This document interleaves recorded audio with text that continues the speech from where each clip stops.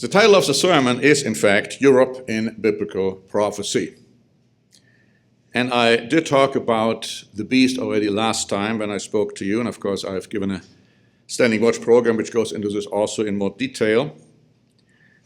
But just to refresh your recollection, we have several scriptures in the book of Revelation which talk about beasts. In Revelation 13, actually, there are two beasts mentioned. In Revelation 17, there is one beast mentioned. But those beasts are quite different from each other, and we have to understand that we are not talking about the same thing. There is a beast described in Revelation 17, in verses 12 to 14, which I like to turn to. And that beast is a scarlet-colored beast and a fallen woman, a harlot, a prostitute, a whore, however you want to call it, is sitting on that beast. That beast has 7 heads and 10 horns. I'd like to focus right now on the 10 horns. It says in Revelation 17, beginning in verse 12, "The 10 horns which you saw are 10 kings who have received no kingdom as yet, but they receive authority for 1 hour as kings with the beast. And these are of one mind, and they will give their power and authority to the beast."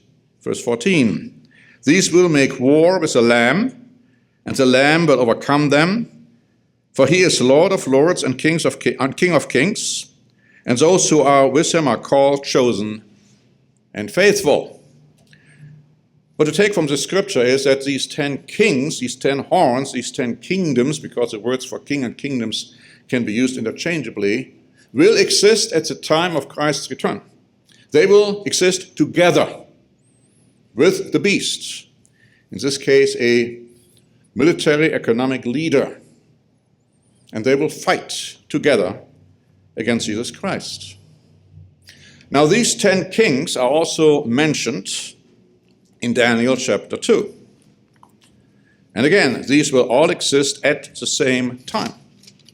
Daniel chapter 2 and in verse 44.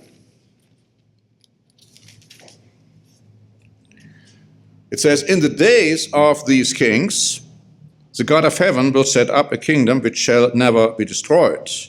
And the kingdom shall not be left to other people. It shall break in pieces and consume all these kingdoms, and it shall stand forever."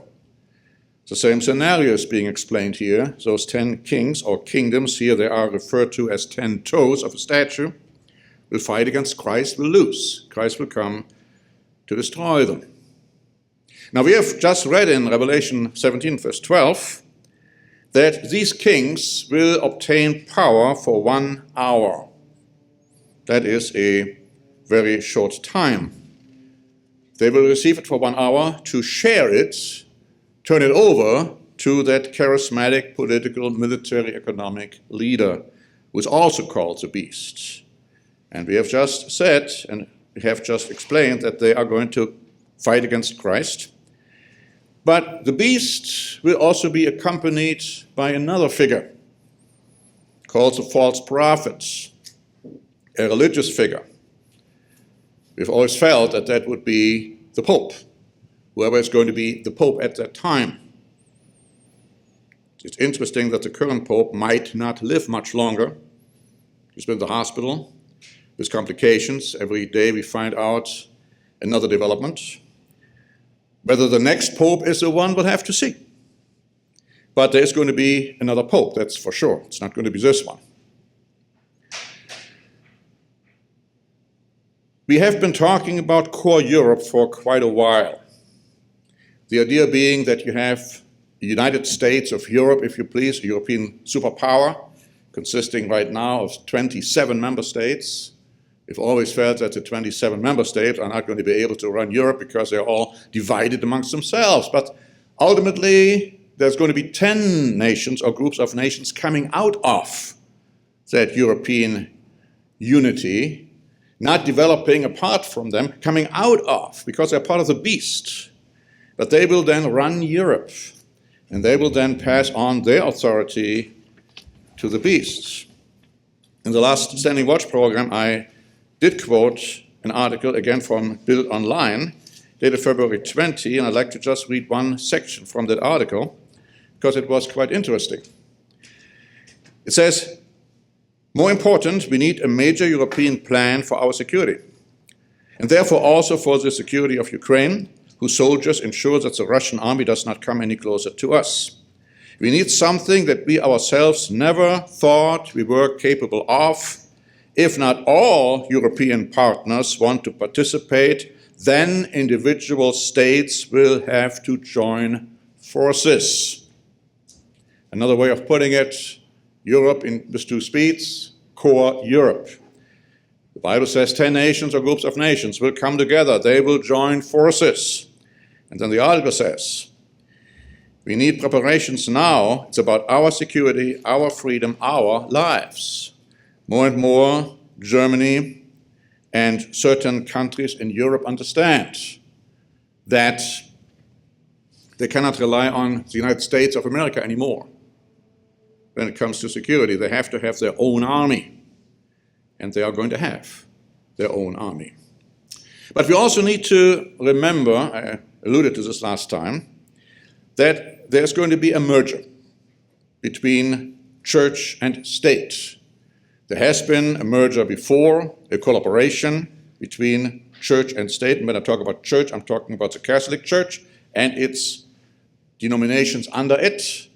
And when I'm talking about state, I'm talking about the European states.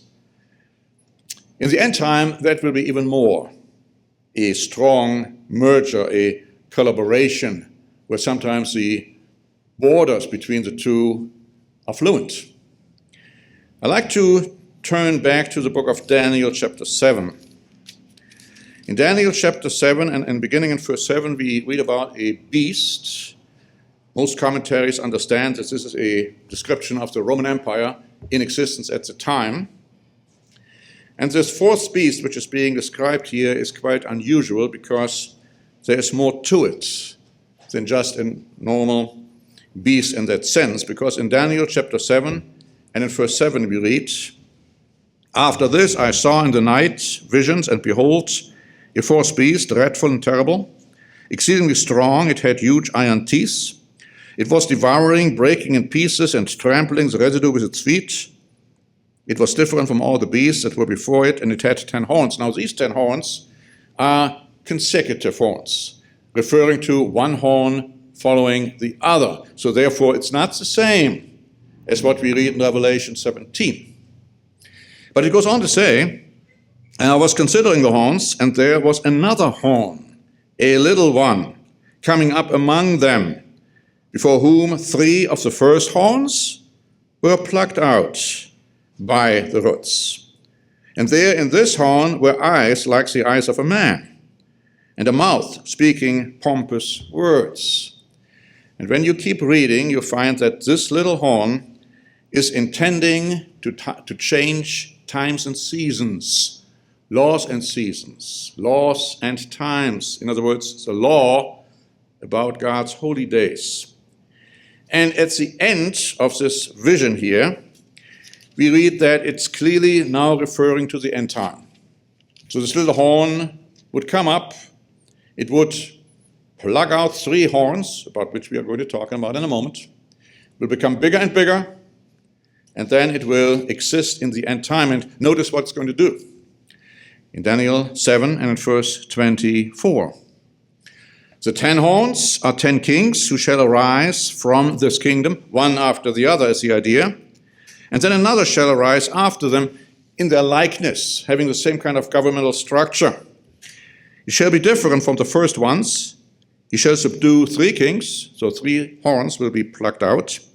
He shall speak pompous words against the Most High, shall persecute the saints of the Most High, shall intend to change times and law, and the saints shall be given into his hands.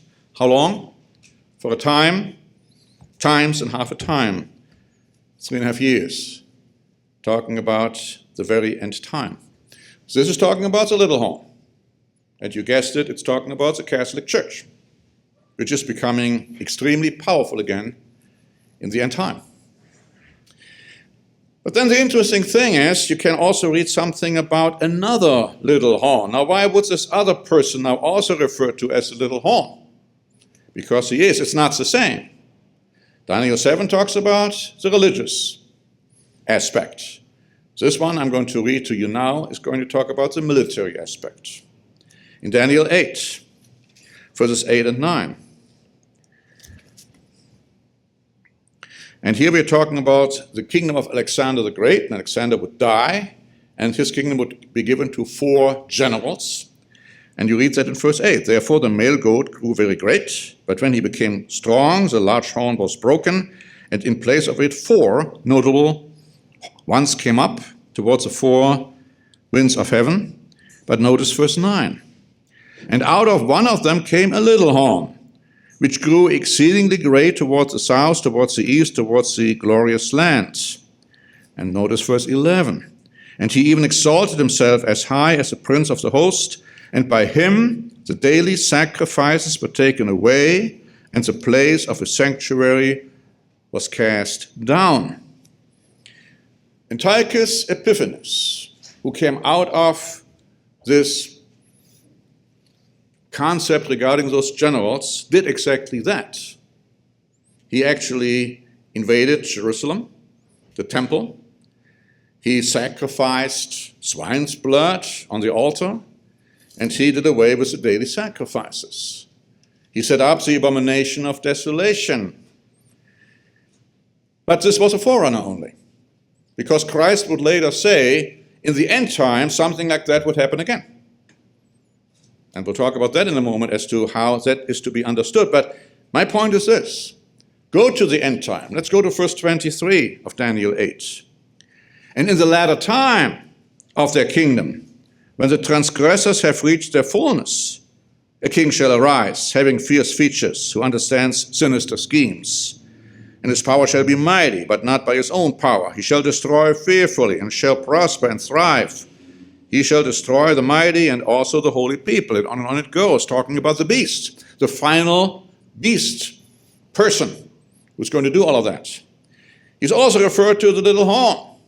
So you have a collaboration here between the little horn of the Catholic Church and the little horn of the beast power, the final charismatic political leader. Because the Bible sometimes doesn't make a distinction. It's all the same in that they all work together. You can't separate them. When you go back to Revelation 13, there you find this beast with also 7 heads and 10 horns. But there the 10 horns also talk about 10 consecutive revivals of the ancient Roman Empire. All happening in Europe, because that's where these empires resided and existed. Now these 7 heads are different from the 7 heads of the beast in Revelation 17. In Revelation 13, it talks about all the previous rules and governments and empires coming together.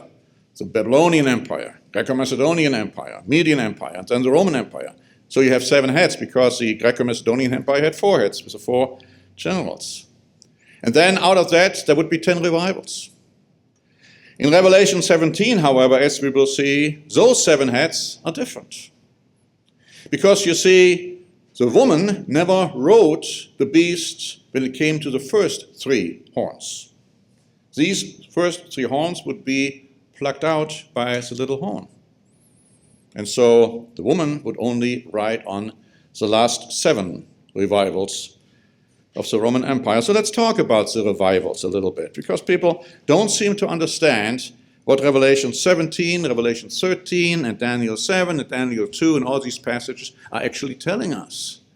I'm saying this because we're getting these comments now to the Standing Watch programs, which we are allowing to be made, and some people are just confused. Oh, well, this is just interpretation, and oh, this is not happening, and it'll never happen, and so on. Well, the Bible makes it very clear. Let's talk about them. Let's talk about the 10 revivals of the ancient Roman Empire. You see, Rome fell. Rome fell when it came to the Caesars, the Roman emperors. That fell. And then it would be slowly revived.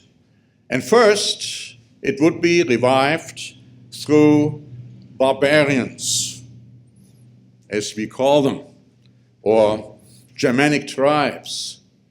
But you see, even there, people are confused when it comes to Germanic tribes, and people say, oh, Germanic tribes, this means Germans. No, it doesn't mean that at all. Germans, yes, they were part of the Germanic tribes, but the Germanic tribes don't only consist out of Germans, see? It's all confused. We are talking about the first revival of the ancient Roman Empire. And that happened under Genseric. The name was Genseric. He was the king of the Vandals. He revived it.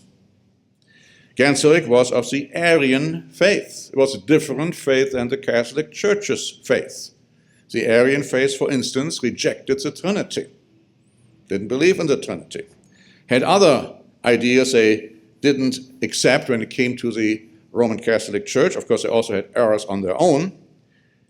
But you see, this is a point. So the first revival was done by a barbarian tribe which did not have the same religion as the Roman Catholic Church. When it came to the second revival, that is when the Heruli entered Italy, and their ruler was Odoacer. And he himself assumed the title of King of Italy. You guessed it, he also was of the Arian faith, not the Roman Catholic faith. And then he was assassinated. Nothing new under the sun. They killed him.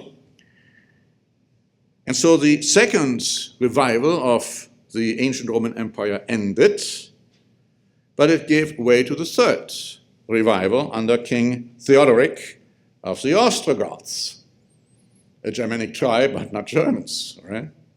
So here comes King Theodoric, and he marched into Italy, established himself as the actual ruler of Italy.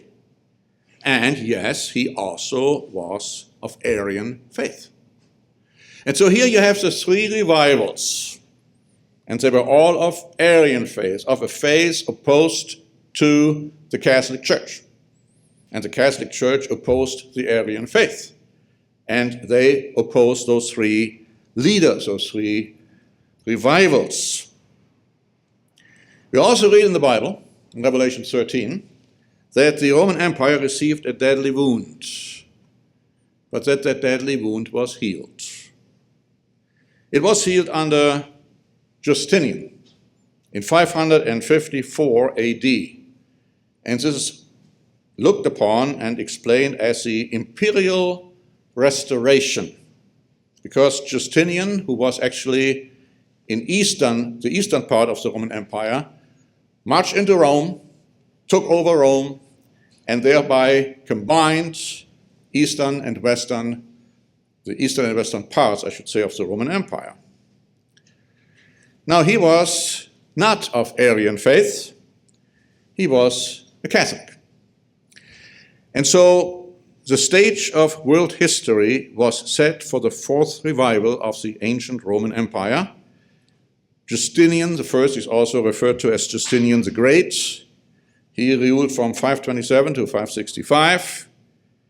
And during his rule, he sought to revive the empire's greatness and reconquer the lost western half of the classic Roman Empire. Now, here's what's becoming important for us. At the beginning of his reign, Justinian deemed it proper to promulgate the law, or rather promulgate the law by the church's belief in the Trinity. And he threatened all heretics, everybody who didn't believe in the Trinity, that they would be punished. And he subsequently declared that he intended to deprive all disturbers of orthodoxy of the opportunity for such offense by due process of law. This is called the Code of Justinian. It enacted Orthodox Christianity into law. And when I say Orthodox Christianity, I mean the belief of the Roman Catholic Church. It acknowledged the ecclesiastical leadership of the Roman Church and ordered all Christian groups to submit to her authority. Relapsed heretics were to be put to death. and other dissenters were to suffer confiscation of their goods, and I'm quoting now from a historical book. They were declared incompetent to buy and to sell, to inherit or bequeath. They were excluded from public office, forbidden to meet, disqualified from suing Orthodox Christians for debt. So those who were not Orthodox Catholics were forbidden from buying or selling. That should ring a bell when we're thinking about the mark of the beast, prohibiting to buy or to sell, or rather, you have to have it in order to be able to buy or to sell.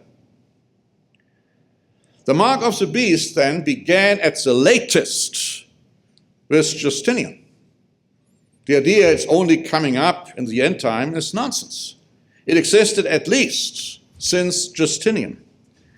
It describes the political, economic, religious, and military support of the rule of the Babylonian system of the Holy Roman Empire with its human concepts in opposition to the truth of God. Of course, it has a lot to do with the Sabbath. It has a lot to do with the fact that either you choose the Sabbath or you choose the mark of the beast, i.e. Sunday worship, and the worship of pagan holidays like Christmas and Easter, and the rejection of God's holy days, annual holy days. But it goes further than that. It talks about a whole system, a whole concept, a whole idea. And it's interesting, the number 666, which is also the number of a man, as we know, is also the number of a concept where man is opposed to God. The number 3, the number of man opposed to God, saying of the Trinity, is being mentioned here numerous times. 2 times 3, plus 2 times 3, plus 2 times 3, 666. All of this goes hand in hand. So, the first 3 Arian revivals had been plucked out by the little horn, representing, of course, the Roman Catholic religion. We have just read that. And beginning with Justinian, but not before that, a close connection and collaboration between the Roman Catholic Church and the Roman state would continue and would last with intervals and interruptions until the return of Jesus Christ. The first 3 revivals of Rome were a thorn in the flesh of the Catholic religion. But the last 7 revivals, beginning with Justinian, are pictured in the Bible as the fallen woman riding and sitting on the beast. Remember now, that fallen woman didn't ride on the first 3 revivals, but it would ride on the last 7, the 7 horns of the beast in Revelation 17. It would ride on that one. And this close collaboration between the military power and the religious power would continue until Christ would return. One more comment. The imperial restoration, which happened in 554 under Justinian, when the deadly wound was healed, how did it occur? It occurred under the leadership of Roman popes, especially Pope Pelagius, and to a lesser extent, previous Pope Vigilius. They were behind it. They also got to his wife, who was a strong Catholic, and they all were working together to get Justinian to march into Rome, take over, become the emperor of Rome. That brings me to the 5th revival. The 5th revival under Charles the Great, Charlemagne, Karl der Große. Now, historians consider him as the greatest European ruler of all time. Even Napoleon, Kaiser Wilhelm, admitted that they dreamt of being another Charlemagne. He wiped out, he killed, he slaughtered, he destroyed all the pagan Saxons unless they became Christians. A terrible slaughter took place under him. And he subdued everybody and forced them to accept Christianity, his concept of Christianity, the Holy Roman Catholic Church's Christianity, as he explained it. He was crowned by Emperor Pope Leo III in 800 AD. He is considered by many scholars as the father of the Holy Roman Empire. Why holy? Well, because now we had this very close collaboration between church and state. The 6th revival occurred under Otto the Great. And he ruled as the emperor of the Holy Roman Empire of the German nation from 962. He received the title Imperator et Augustus. Augustus going back to that Roman Caesar, so to speak, Augustus. We come back to Augustus in a moment too. So he revived clearly the ancient Roman Empire under the Caesars, under the Roman emperors. And under his rule, Germany became the greatest nation in Europe in the 10th century. And then you had the 7th revival under Charles V of Habsburg. And we should not dismiss the Habsburgs because they're still around. His son is still around. Otto von Habsburg's son is still around, making some interesting comments recently about the future of Europe. So he was crowned, Charles V, in 1530 by Pope Clement VII as the Holy Roman Emperor. And it says that Germany could speak again with its former authority in Europe, as it had done under Otto the Great. Charles V ruled over an empire which never saw the setting of the sun. We have a statement in Germany to that effect. You see, if the sun would set in the west, people living there, it would rise in the east and you would see people living there. So his empire was so great that the sun would never set over his empire. The Habsburgs opposed the Reformation under Martin Luther, made every attempt to destroy it. In the territory of Austria, they were almost completely successful in preventing the new movement from gaining a foothold. Internally, the Habsburg consolidated their rule and re-established the supremacy of the Roman Catholic Church. And of course, the Habsburgs, even today, are still very strong Catholics. Then we come to the 8th revival under Napoleon. Now, not only the French, but also more and more Europeans saw the empire of Napoleon I as a continuation of the Roman Empire. Even and especially Germans supported and accepted the French emperor.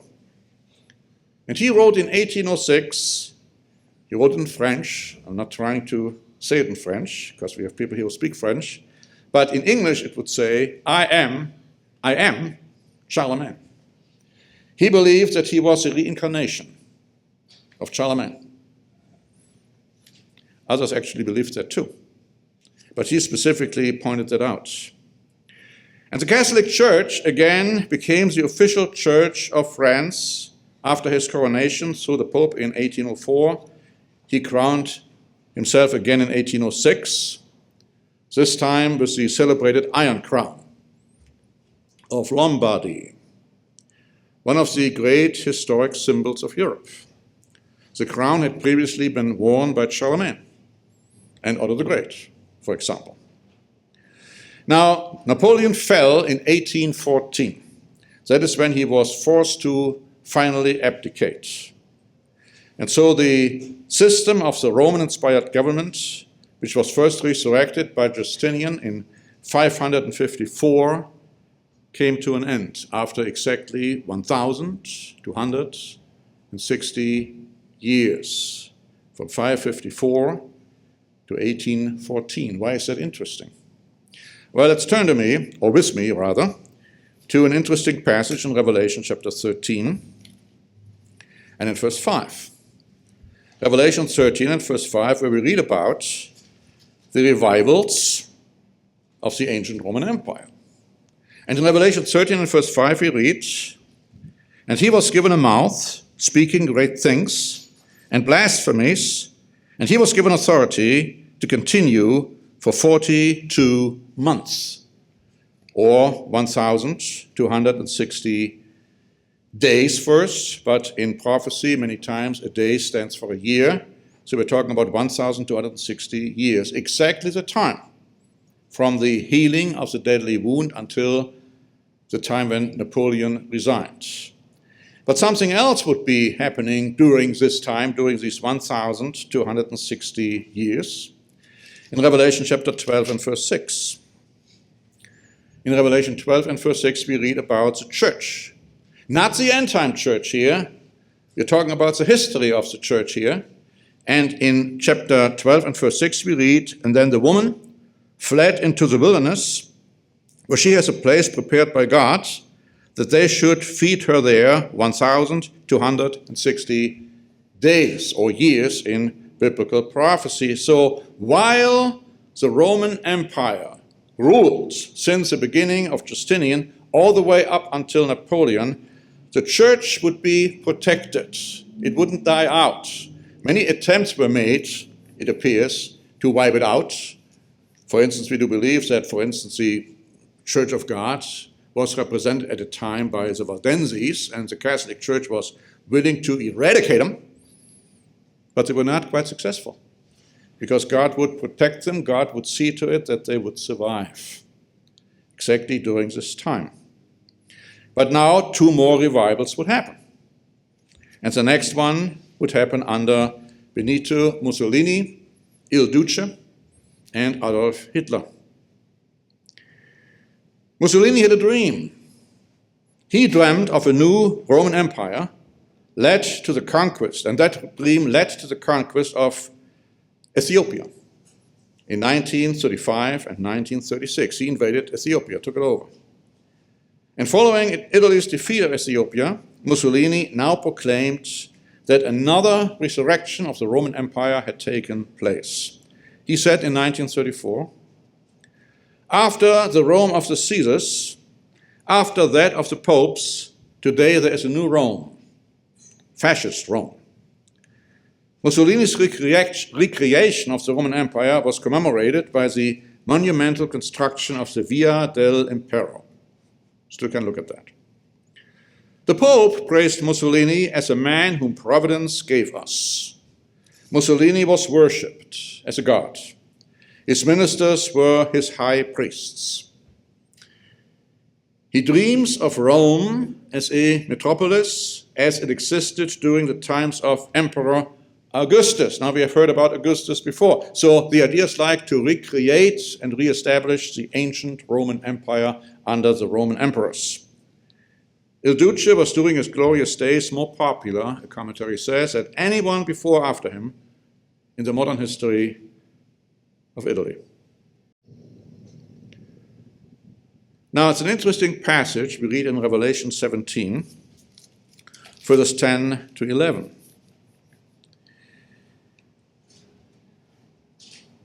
There we read in Revelation 17, verse 10, "These are also 7 kings. 5 have fallen, 1 is, and the other has not yet come. And when he comes, he must continue a short time. And the beast that was and is not," and then it goes on to say, "is himself also the 8th," and so on. We'll talk about that aspect later. Here right now I want to talk about the fact that it says 1 have fallen, or 5 have fallen, 1 is, the other has not yet to come. And then it says the beast that was and is not. So we have understood this in the past very clearly in this way. When Mr. Armstrong understood the meaning of this verse, at that time, 5 revivals of the ancient Roman Empire, the Holy Roman Empire, had ceased to exist. He understood it at the time when Mussolini and Hitler were in power, but the problem was that was a comparatively speaking minor, unimportant revivals when you compare it with the past revivals and when you compare it with the future revival which is to come. So therefore the Bible is saying here, well, it is and it really isn't. In other words, yes, 5 had fallen, 1 is, but it really isn't, and another one is still to come. And then we'll talk about that it's being the 8th out of the 7. We'll talk about that in a moment. So that is definitely one way of explaining this passage, because we should understand that the Bible is written for us today and for the end-time generation, and that we should be able to understand more and more what these scriptures mean. So let's talk about the one which is still to come, which is coming right now, the 10th revival of the Roman Empire, the 7th revival of the Holy Roman Empire.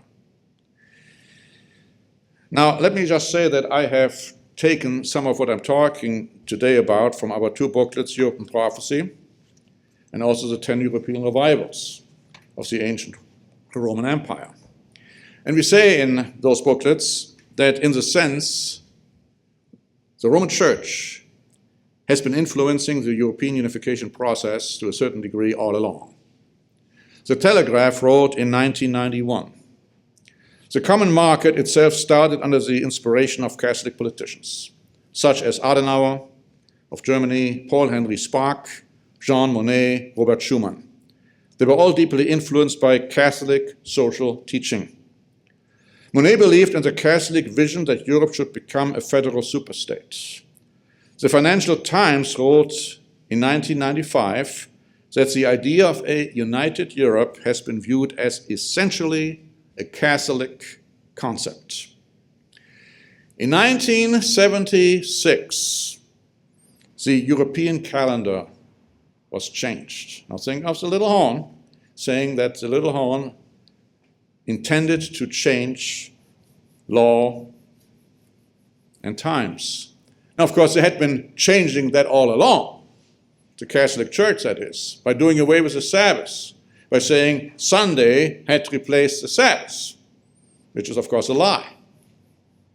But even until 1976, when it comes to Europe, they had calendars, and the calendars showed very clearly that the Sabbath, Saturday, was the last day of the week, the seventh day of the week, and Sunday was the first day of the week. But not any longer. In 76, it was all changed. If you go to any store in Germany, wherever you want to go to, and you pick up a calendar, what you will see is that suddenly Sunday has become the last day of the week.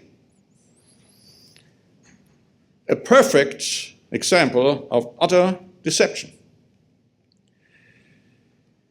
Now, the Bible reveals that the final revival of the ancient Holy Roman Empire will again be guided, will again be led by the Church of Rome. Now, the Bible speaks in several places of a heavenly queen, Himmelskönigin in German, which is being worshipped. That was true in ancient times, in ancient Judah, in ancient Israel, and you can look at this passage in Jeremiah chapter 7 and also in Jeremiah chapter 44. There is a queen of heaven who is being worshipped. Now, of course, the Bible condemns this practice. It's also that the modern city of Babylon, the modern Babylonian system, identifies herself as a queen. Notice this in Revelation chapter 18 and verse 7. Revelation 18 and verse 7. "In the measure that she glorified herself and lived luxuriously, in the same measure give her torment and sorrow, for she says in her heart, I sit as queen, and I am no widow, and will see no sorrow." And also in Isaiah chapter 45, you can look at this later, the reference is made to Babylon, modern Babylon, referring to herself as a queen. There it talks about the daughter of Babylon, which means the final revival. Now, is it a coincidence? We don't believe it is.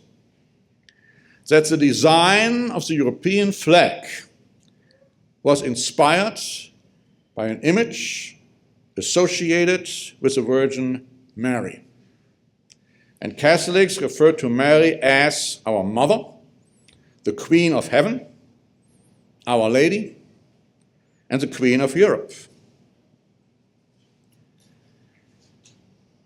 So the point is, the revival, the last revival of the European Empire, so to speak, was done under the direct directive of the Roman Catholic Church. And so now, let's go back now to Revelation 17 and verse 11 and read the portion in verse 12, which we haven't read yet. In verse 11 we read that the beast was, is not, and will be. But then we read in verse 11, the beast that was and is not is himself also the eighth, and is of the seven, and is going to perdition. Now, how are we to understand that passage?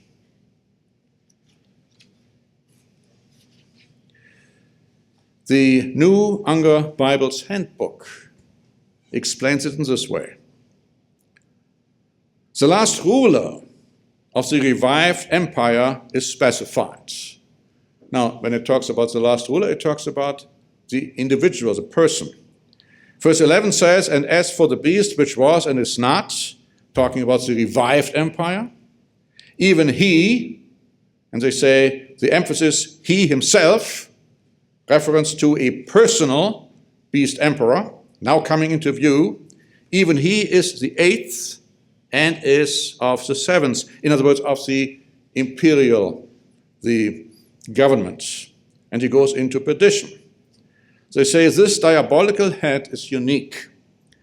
He rules over a 10-kingdom federation, unknown to imperial Roman governments, and makes war against the Lamb in the gigantic conflict of sovereignty over the earth. So you see, it's talking about the emperor and the empire, and he is becoming the eighth of the empire because it's slightly different from the empire. And the Nelson Study Bible agrees with that, saying the beast, now talking about the individual leader, is related to the seventh king, the seventh kingdom, the seventh revival, but he has also a separate identity, because the power is being given to him by those 10 horns being part of the beast, the empire. Now we read, of course, in the book of Revelation, chapter 13, many other places, that Satan will give the beast his power. Now this talks about the empire and talks about the final leader of the empire. And in a sense, I mean, Satan gave his power to the entire history of the Roman Empire and all its leaders. And we also read that it's going to be the false prophet who is going to influence the people to worship the beast. Literally worship the beast. In Revelation 13,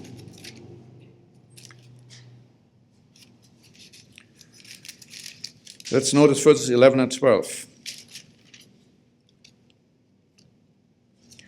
"Then I saw another beast coming up out of the earth." Now this is talking about the Roman Catholic Church.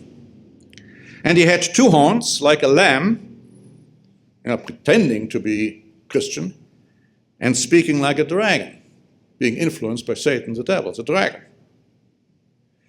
"And he exercises all the authority of the first beast," that one with the 7 heads, 10 horns, which would be revived 10 times, "in his presence, and causes the earth and those who dwell in it to worship the first beast, both the emperor and the empire, whose deadly wound was healed." So this false prophet, the last representative of this religious organization, the little horn, will inspire, influence the people to worship ultimately the beast, meaning the final leader. Now this reminds of, and should remind us of, the fact that Greek, Roman, and European leaders were literally worshipped and looked upon as gods or a god. And this will also be true for the final military leader. For instance, it's well known that Hitler was perceived by many as the Messiah. Other leaders such as Charlemagne, Otto the Great, Napoleon, Mussolini saw themselves as successors of the ancient Roman emperors who were deified. Mussolini in particular, as we have seen, was worshipped as a god by many Italians.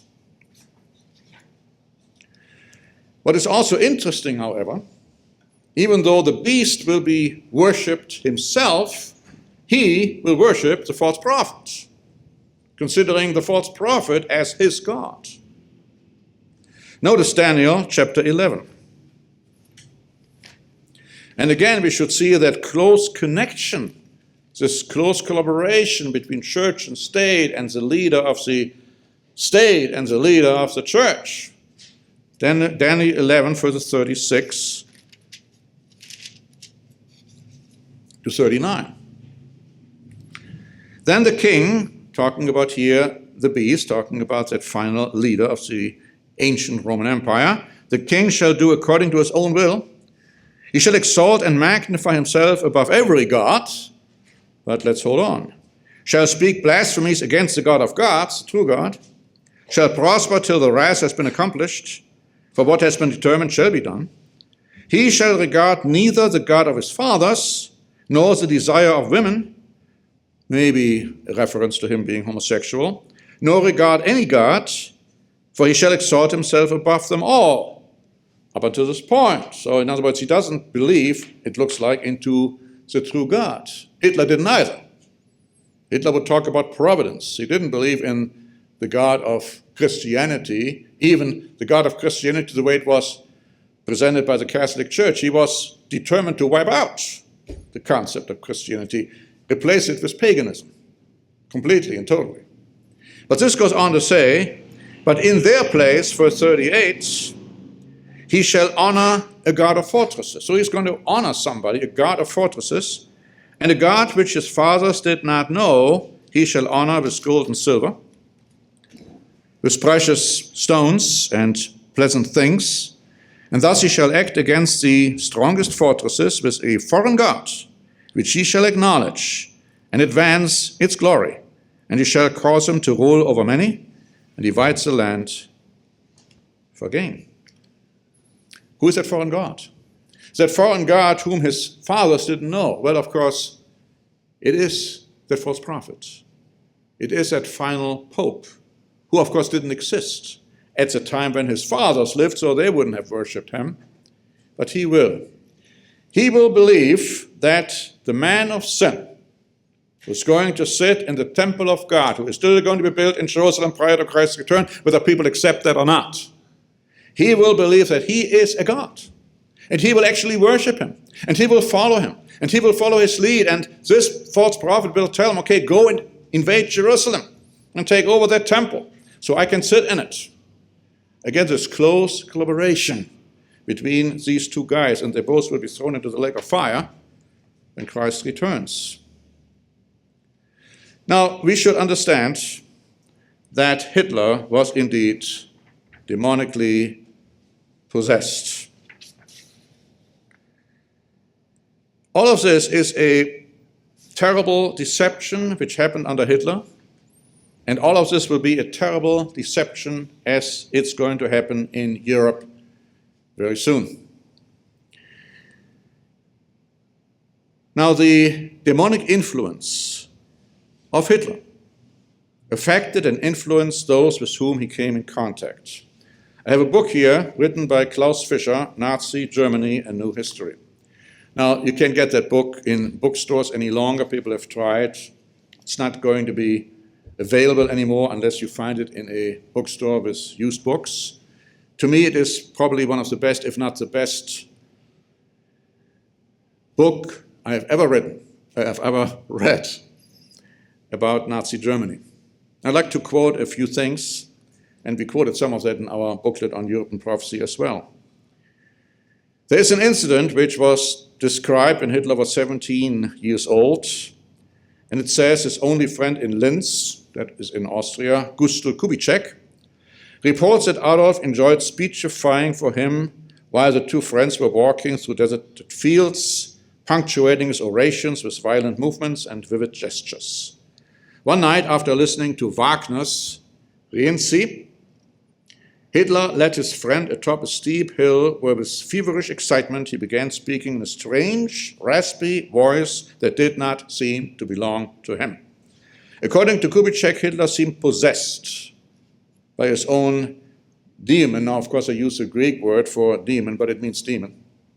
And in a state of complete ecstasy and rapture, he transferred the character of Rienzi with visionary power to the plane of his own ambitions. This was the first time that Kubitschek had seen this aspect of Hitler's developing personality. By the way, I have the book which Kubitschek wrote, where he explains it even in more detail. Adolf's belief that he was singled out to play a providential role in world history must have sounded strange to his young friend.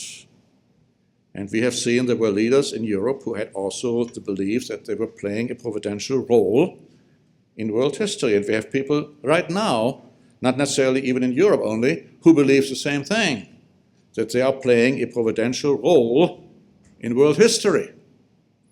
But let's not forget one thing. It is Satan who rules this world. The author here, Klaus Fischer, goes on to state, it is well known that Hitler believed that he possessed the rare gift of prophetic sight and based some of his crucial decisions on this presumed insight. He sensed invisible demonic forces all around him. Hitler's anti-Semitism, Fischer tells us, went beyond prejudice. It was a psychopathology of a sort that must be ranked with witchcraft, remember that word, and demonology in the history of the human race. Now, we also are told that hundreds of people, and I just have another book at home, I just glanced at it this morning, but I didn't want to quote all of that from that book, literally hundreds of people testified to the fact that Hitler was not himself when he spoke, when he gives these public speeches. And so we say in here that hundreds of people have attested that the force of Hitler's personality could not only attract but convert those who fell under its spell. And Fischer reports about Hitler's hypnotic eyes. It says, his eyes fascinated those who came under the influence. They were usually light blue, with a faint tinge of greenish gray. Hitler himself confessed that he had inherited them from his mother, whose eyes he compared to those of the Greek Medusa, whose piercing glance could turn a man into stone. Now, I've just finished reading an interesting book which talks about the assassination of Robert Kennedy. And this author concluded that the one who allegedly killed Kennedy, Sirhan, wasn't acting alone, that there were others who were also involved in the attack. There were too many bullets found. Now, we should know that, of course, Oswald wasn't the only one who killed John F. Kennedy. That has been pretty much established over the years. But here, what I found interesting is that apparently the same happened regarding to Robert Kennedy. But what is being claimed is that this guy, Sirhan, who is still in prison, he was supposed to be released not too long ago, but the governor of California did not release him, that he was allegedly hypnotized to do the things which he then allegedly did, and he said he had absolutely no recollection later that he did any of that. So much when it comes to hypnosis. Now, Hitler made a remarkable statement in 1938 when British Prime Minister Neville Chamberlain announced that he wanted to visit him. On September 13, Chamberlain dispatched a telegram to Hitler suggesting a personal meeting with the Führer in hopes of peacefully resolving the Czechoslovakian crisis. Now, this failed, as we know. Today there are attempts to create a peaceful solution regarding the Russian-Ukrainian war, and the fear is that one is trying to appease Putin, as here Chamberlain was trying to appease Hitler. It didn't work then, it's not working now. But this article goes on to say, the prospect of being visited by a British Prime Minister 20 years his senior, making his first fight to see him, immensely appealed to Hitler's vanity. Ich bin vom Himmel gefallen. I fell from heaven, he reportedly exclaimed after receiving Chamberlain's telegram. Now, the interesting thing is this is not a common saying in German at all. It's virtually unknown to say it like that. You can't say in German, ich bin aus allen Wolken gefallen. In other words, I fell out of all clouds, maybe. But not, ich bin vom Himmel gefallen. That is completely an unusual terminology, but there is one individual, one being, who fell from heaven. Jesus Christ talks about him. He says, I saw him, Satan, the devil, fall from heaven like lightning. Of course, you can read that in Luke chapter 10 and verse 18. So a very strong indication that it wasn't Hitler who spoke these words, or that he was at least inspired by the one who possessed him to say those words. Satan, the devil himself. The French ambassador later on would say about Hitler, the same man, good-natured in appearance, sensitive to the beauties of nature, who across a tea table expressed reasonable opinions of European politics, and I might say when he invited specifically women, they were just absolutely impressed by his charisma. He was not a good-looking guy, by no means, but he had apparently charisma which was attractive to many women. He goes on to say, he was capable of the wildest frenzies, the most savage exaltation, and the most delirious ambition. This much is certain. He was no normal being. He was rather a morbid personality, a quasi-madman, a man possessed.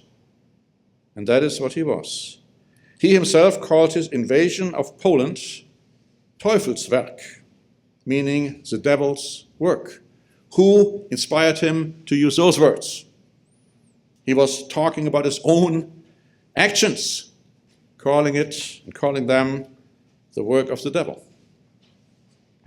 When it was all over, let's notice the state of affairs regarding the people of Germany. Karl Jaspers, a professor of philosophy, summed it up in this way. During the past 12 years, something has happened to us that seems like the remolding of our entire being. To put it in the form of an image, devils have been raining blows upon us and have swept us away, together with themselves, into a chaos which has robbed us of sight and hearing. We have experienced something like the witchcraft madness of the latter Middle Ages. It's a well-known fact that prior to World War II, those gurus in India lost all their powers. They couldn't do any more miracles, whatever miracles they are doing, right? And they were asked, well, what happened to you? And they said, all our powers went to Europe. It's also a well-known fact that Hitler and his henchmen were able to locate submarines of the quote-unquote enemy, the Americans, the British. And they should not have known that kind of understanding, that kind of knowledge. And so the Americans and the British actually thought there must be a spy involved here, a German spy working amongst us, telling Hitler and those under him where those submarines were. Until it was later found, no, it was inspiration. These guys suddenly got the inspiration. They suddenly knew where those submarines were. Now you can figure out yourself who gave them that kind of inspiration. And so the point is that the final revival of the Roman Empire will be ruled quite literally by demons. And we see this developing right now as we speak. Notice Revelation chapter 16, verses 13 and 14. Revelation 16 and verse 13.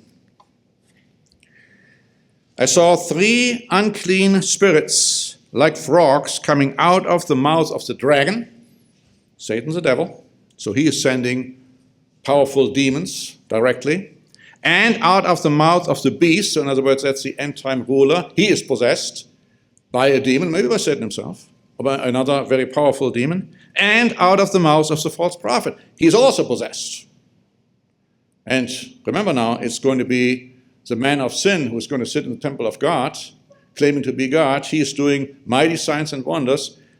He's doing it with the power and the influence of Satan the devil, as 2 Thessalonians clearly points out.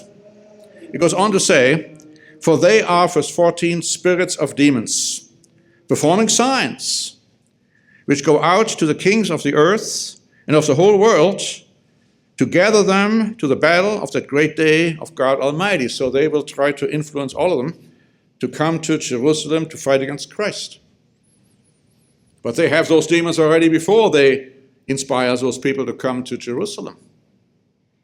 Can you imagine they are making these signs, and specifically the false prophets?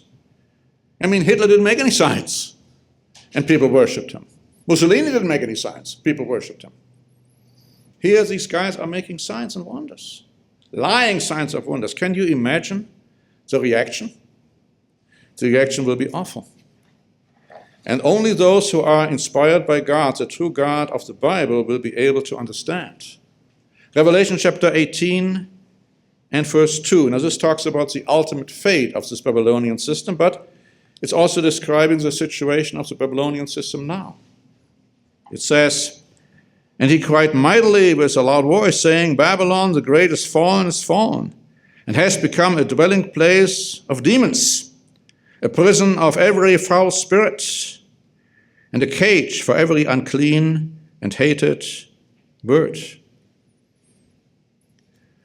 This final revival will be complete and utterly in the hands of demons, in the hands of the beast and the false prophets, who themselves are being led by Satan the devil. And it goes so far that people will actually worship the demons. Now, they may not know. The Germans might not have known that Hitler, whom they worshipped, was inspired by demons. They were deceived. But notice Revelation chapter 9, verses 20 and 21. Revelation 9, verse 20. "But the rest of mankind who were not killed by these plagues," now these are plagues which God himself is going to pour out on the people to bring them to repentance, "they didn't repent of the works of their hands, that they should not worship demons and the idols of gold, silver, brass, stone, and wood, which can neither see nor hear nor walk. And," verse 21, "they did not repent of their murders or their sorceries, or their sexual morality, or their thefts." Interesting, the word for sorceries here is associated with drugs. And it can be also described as enchantment with drugs. Now, we're not necessarily talking about that all this is referring to the taking of drugs. The word pharmacy, by the way, comes from the Greek word, which is being used here.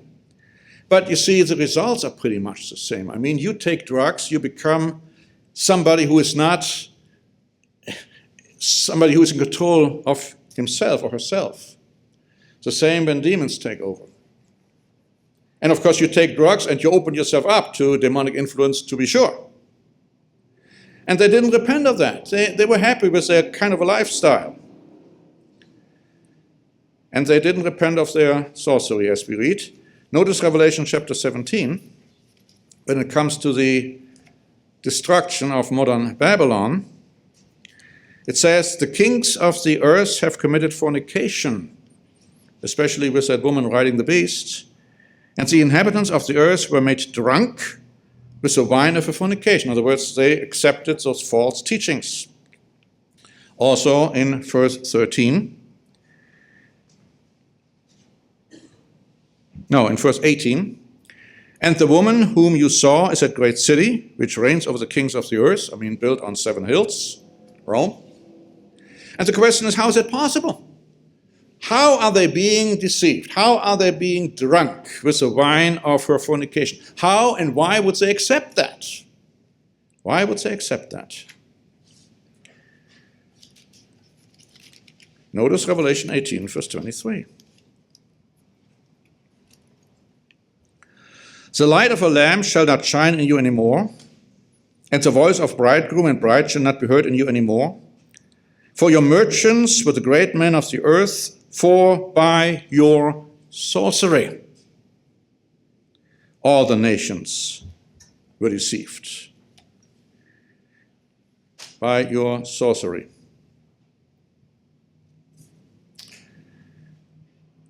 To be even more precise, what kind of sorcery are we talking about here?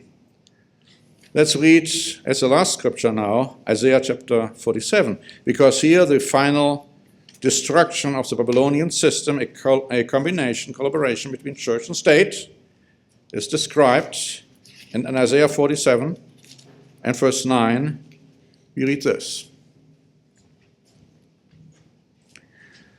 "But these 2 things shall come to you in a moment, in one day," and Babylon, it is being referred to in the book of Revelation as a system which will be destroyed in one day, in 1 hour even.